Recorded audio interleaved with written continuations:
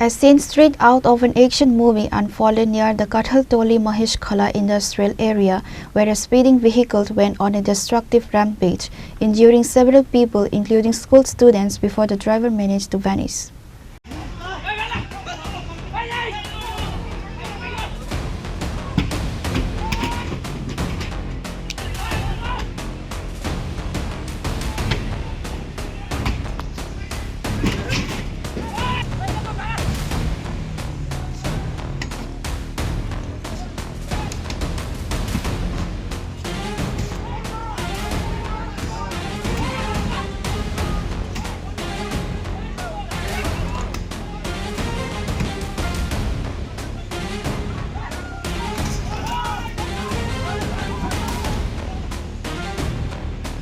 The reckless vehicle tore through the busy industrial streets, smashing into everything in its path.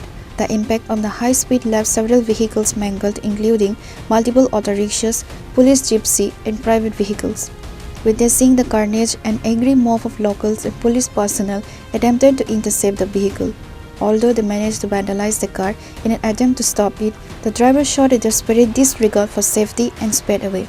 The driver eventually abandoned the battered vehicle a short distance away and fled on foot. The Amtoli police have seized the car.